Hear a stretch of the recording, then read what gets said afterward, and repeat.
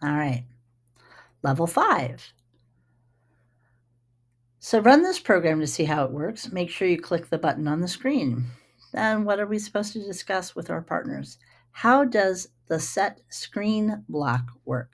So here we have set screen and on event back button and modify.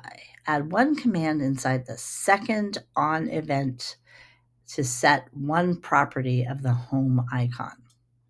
Run this and see what it does. We're going to go to the next screen.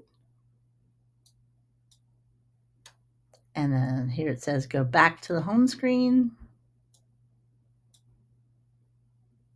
And we click the back button. Okay, one property of a home icon. So what's home icon? Let's take a look at the design. So this is the next button. That's the home icon. Okay, so we might be able to change this color, the property of this color. Okay, and then, so screen 2, this is the back button and image 2. Okay, so now let's go back to the home screen. So here's our home icon. So when we go back to the home icon, maybe we should try changing its color, its background color. Or, I'm sorry, not the background color, its icon color. So I'm not sure what property that might be, but we can figure this out. All right, so let's go back to code.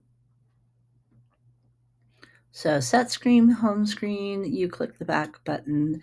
The second function, the second on event function is once you've clicked the back button, we can then take the home icon and set its properties. So we're going to just go back to set property.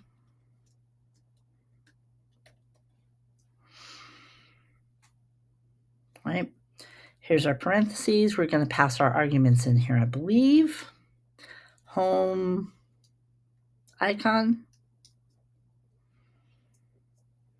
comma, color. Oh, icon color. There it is. Perfect. We can just type icon color.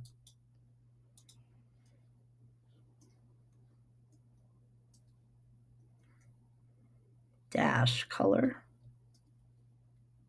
Oops. Icon dash color. And maybe we'll want to make it white. All right, semicolon at the end there.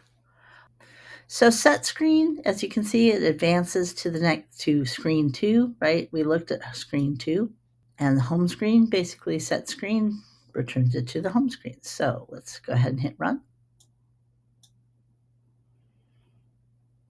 All right. So if I go to the next screen,